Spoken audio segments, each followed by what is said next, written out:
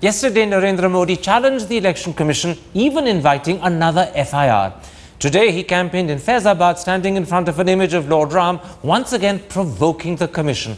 So tonight we ask, has Narendra Modi made an undeniable and stupid mistake, or does he have an explanation that allays these doubts? With me, Gujarat BJP spokesperson and a former minister in Mr. Modi's government, Jai Narayan Vyas, and former Chief Election Commissioner, T.S. Krishnamurthy. Mr. Vyas, yesterday Narendra Modi started challenging and daring the Election Commission in fairly low and some would even say crude terms.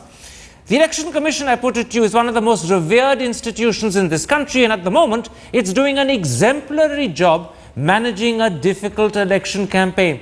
So can you accept Mr. Modi has made a stupid mistake? Well, I would say, Karan, I would fully endorse what you have said about the Election Commission of India. They are doing an exemplary job, and we must all abide by the diktats given by them. Having said this, I would say that this should be looked at a tactical mistake done by the locals in their own enthusiasm without maybe much knowledge of what they were doing. Just a moment, just a moment. Modi might have reached there, it might have escaped his attention. And in his speech, he has never made any mention to whatever was the background, nor he has used any word. And I think, therefore, the benefit of doubt must go to Mr. Modi that he was not aware about what was the background in the haste of the election campaign meetings that he was called upon to address during the day. So I think, yes, technically there is something which better could have been avoided. But then to hold him culpable of violating something or let me stop you there.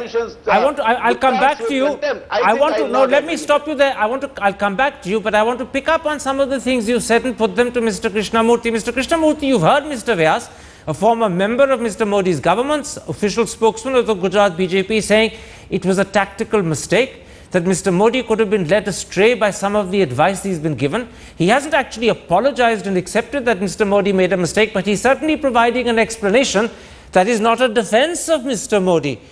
Now, how do you, as a former Chief Election Commissioner, respond to what Mr. Modi said yesterday, where he wasn't just denigrating the Election Commission, he was virtually defying it and challenging it? Well, the Election Commission is a very responsible and responsive organization. If there are any complaints, if there are any deficiencies in the election management, the Election Commission will certainly welcome any complaint and will look into these complaints and take appropriate action. What a party should do when they have a grievance against the Election Commission or election management, they should bring it to the notice of the Election Commission for it to scrutinize the details and the facts and then come to a finding. It is not fair to pronounce a judgment that the Election Commission is either partial or biased. They should give full chance for giving the Election Commission to take necessary action in case there is any deficiency. Can I stop you? Without waiting. Can I stop you? What Mr. Modi did was to actually challenge the Election Commission, and he did so in fairly almost crude terms. How do you, as a former Chief Election Commissioner, respond to that challenge, that defiance? I can only say it's very unfair and unfortunate. But then we have been used to so many complaints by the political parties. We have now become quite used to these kind of allegations, and ultimately they do not deserve any attention at all because most of them are unfounded. All right. You know, Mr. Vyas, you were explaining it away as a tactical mistake. You were explaining it away as something that Mr. Modi had been told by lower level functionaries who had perhaps misled him. I'm going to quote to you, according to the Indian Express, precisely what Mr. Modi said yesterday. Here's the quotation. I am levelling a serious charge against the Election Commission. You have failed to stop rigging and violence in West Bengal, Bihar and parts of Uttar Pradesh. And then he adds, why are you not acting? What is your intention, he asks. And to many it seems as if he's accusing the Election Commission of complicity as well as of deliberately failing to stop the rigging. He went well beyond simply complaining. He was questioning them in terms of their intention and their motivation. And that's why I put it to you, he wasn't just misled. These are his words and he's responsible for them. Karan, I would say that let us also look at the entire incident a little more fairly. I would say that, you know, with the kind of happenings in Bihar, West Bengal and Uttar Pradesh, the way the rigging was going on as a wholesale activity and the way the voters were being intimidated, especially in the West Bengal, a new type of technique that they have found, that voters will not be permitted even to reach the polling booths. No, just a moment. This is, I think, expression of his anguish. Mr. Vyas, rather than anything else. And in that, if he has crossed any limit, I think he should... Yes, finish your sentence. If he's crossed any limit, what should he do? Finish your sentence. No, I was trying to say that this is more an expression of his anguish or frustration, that this thing, despite repeatedly I'm going to interrupt you. Brought to the I'm going to interrupt you. You know, I'm going to interrupt you because you said, no, I'm going to, please listen to me. I'm going to interrupt you because you said if he's crossed any limit, I want to prove to you that he did cross limits. Again, this is what he said. He said, I request the officials of the Election Commission present here to send this tape of my speech to the Commission at the earliest. If this amounts to an offence, you have my permission to register another FIR against me. He was not just challenging and taunting them, he was behaving there like a defiant schoolboy rather than as a prime ministerial aspirant.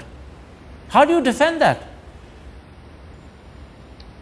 So this is precisely what I am saying, Karan, that when you find the ambush on the CRPF, when you find that the booths are being rigged repeatedly, when you find that the BJP voters in West Bengal were systematically being prevented even reaching the polling booths, I think it was more an expression of his anguish and pain. And maybe in that, what he has said is that, I mean, if it tantamounts to be that if for making this complaint or for bringing out this to the notice of the Honorable Election Commission, if any action is due, I think he was volunteering to be that action taken against him. I don't think it was challenging the Election Commission. Okay. It was more out of pain and anguish rather than challenging the Election Commission. Well, let's bring in... taking on the Election Commission.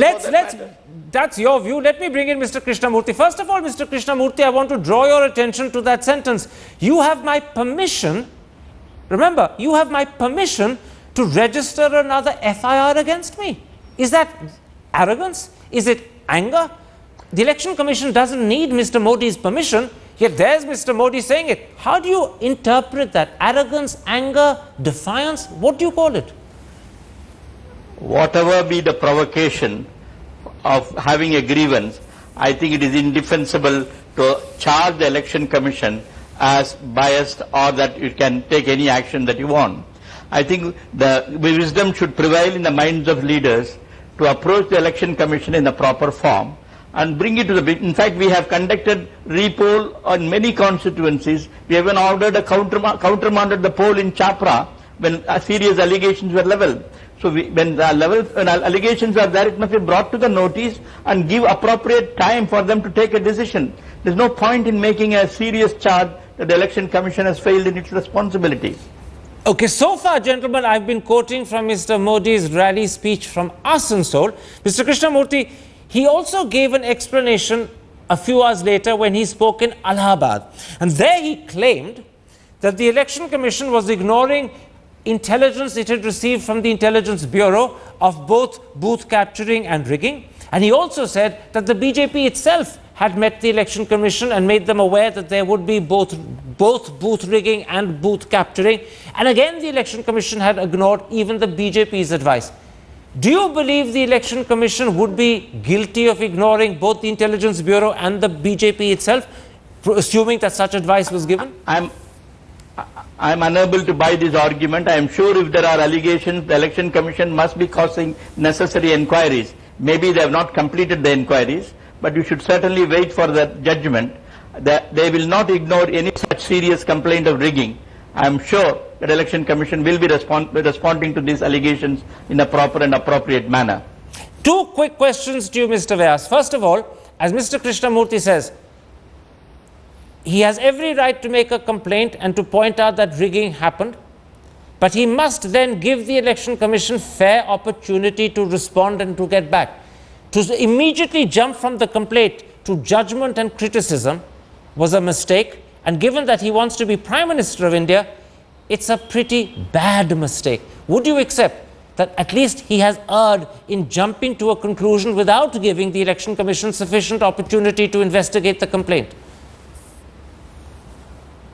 Well, again, Karan, I would simply say that I fully agree with what Mr. Krishnamurthy is saying, and I would say that the Election Commission of this country is doing an exemplary job and must be fully cooperated with. But when, a person at his level, I mean, to believe also that, and not to give a benefit of doubt also to him, forgive me. that when he says that repeated complaints and the intelligence reports are not being I hate interrupting you, but I have to do it. You say that the Election Commission is doing an exemplary job, and it is.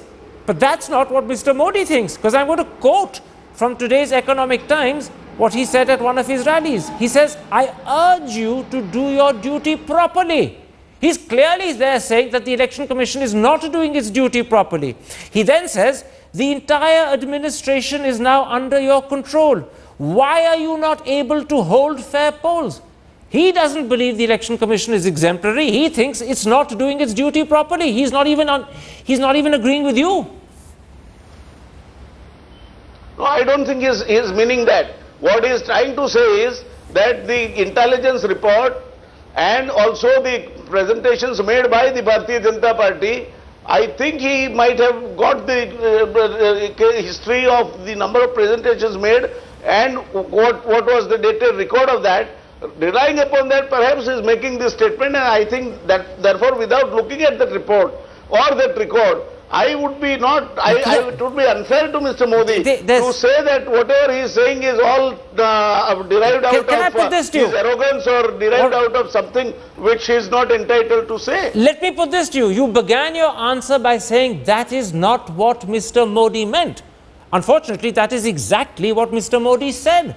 So have we now entered a situation where he's getting carried away by his own rhetoric and saying things he doesn't mean, or saying them in an exaggerated fashion that he can't defend and support? Because if those are the outcomes, that is once again a very worrying situation if this gentleman is going to become Prime Minister. Prime Ministers should be absolutely certain about what they say and mean, not say one thing, mean another, and then have to explain away the difference. I totally agree with you, Karan. And I think if I may go back and recollect from the interview that he has given to one of the leading channels, when he was asked that in this situation what you will do and what will be your action, he has said, it is not my action. It is the constitution that guides your action. But that's not the question I asked you. And whatever is diktat of the constitution will be my job to administer. Let me bring in. About what are his, let me stop you there. I want to bring in Mr. Krishnamurthy. Mr. Krishnamurthy, 2 or 3 times at least, you've heard Mr. Vyas agree either with you or with me. But in agreeing with you and agreeing with me, he clearly can't be agreeing with Mr. Modi. So do you get the feeling that actually Mr. Vyas is an extremely clever politician who is accepting that Mr. Modi erred without saying Mr. Modi erred, but he's making that point by saying that actually he agrees with you and he agrees with me? He is a very deft politician. Mr. Modi hasn't shown the same deftness. Well, I don't want to pronounce a judgment on any individual. All that I can say is the least that the party can do is to formally apologize for such a mistake done. They should allow the Election Commission to do its duty, and if they have any grievance, they have every right to go to the court thereafter, because the Constitution provides enough provisions for lodging your protest, lodging your grievances. Okay. But you began in a very interesting way. You said the party concerned should apologize. Are you saying Mr. Modi owes the Election Commission an apology for his taunts, threats and challenges yesterday? I wouldn't say that. I will say that if I were in that position, I will apologize. If you were in Mr. Modi's position, you would apologize. That's right. In other words, you believe the gentlemanly thing to do is to apologize, even if it's not something a politician does. Have I understood that correctly? Well, the least I said the least I would expect a person to do is to apologize. All right. Mr. Vyas, you're hearing that. You're hearing it from a gentleman with whom you have at least 3 times today said you completely agree. And what Mr. Krishnamurthy is saying, the least I would expect is an apology. Is Mr. Modi big enough to apologize and say, I may have used the wrong words, I may have ended up suggesting something I don't actually mean to suggest? Because there's nothing wrong in apologizing, but is he big enough to apologize? Well, Karan, I think we can't sit over the judgment, passing the judgment in absentia over somebody without also listening to him. We have heard Mr. Krishnamurthy, and I have full respect for his views and opinion and his perception. Similarly, we should also have the other party to respond to it. Okay. And I think to sit over the judgment in absentia over somebody is, I mean, absolutely and patently unfair to Mr. Modi. Well, actually, by the way, this is not in absentia. Mr. Modi had 3 rallies where he explained himself fully without anyone interrupting him. But leave that aside quite clearly. That apology is not going to be endorsed by you. Let me put this to you. The reason people are concerned about Mr. Modi's taunting and challenging of the Election Commission, the reason they're concerned about what they sense as arrogance is because all of this is happening before he's become Prime Minister. Should he become Prime Minister on the 17th, people wonder what worse will we then see in here. Far from being reassuring, this is disturbing and worrying. How do you answer that concern? I think, Karan, we are trying to see too much into this whole episode. I am sure the position and the responsibility brings sobriety in the person, and as he has indicated earlier also, he is one who will fully respect and go by the constitutional provisions. So I don't think there is any reason for this kind of an exaggerated worry. You haven't, Mr. Krishnamurthy, got any endorsement of your line that the least I would expect is an apology. You haven't got an endorsement of that from Mr. Vyas. Now I want to ask you about how you think the Election Commission should respond to what was clearly defiance and challenge made in public by a man who's not just a prime ministerial aspirant, but who the polls suggest could be the next Prime Minister in 10 days' time. How should the Election Commission respond? Should they take it quietly? Or should they hit back and say, no, this is unacceptable?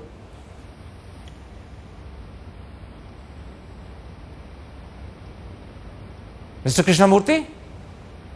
Yeah, I thought you were asking Mr. Vyas. Well, as far as the Election Commission is concerned, I am sure they will go through a procedure, they will ask for the explanation and find out whether the explanation is acceptable or not. If it is not acceptable, I am sure they will do necessary action in this regard, maybe a censure or maybe direction to comply some conditions before. Can I interrupt and put this to you? Censor or direction to apply sounds very euphemistic and mild. They were publicly challenged. Their integrity was questioned in public. It was even asked, why aren't you doing your job properly? All in public. And it's been heard by millions and millions. Surely the Election Commission needs to hit back harder. Otherwise, it will be virtually accepting that they've got a rap on the knuckles and they can't do anything. So I ask you again, shouldn't they hit back harder? No, I don't think I can straight away give you a judgment on that, because that depends upon the explanation given by the person concerned. I'm sure they will go through and give an appropriate response to it. All right. And what with your eyes would be an appropriate response if the explanation is not sufficient?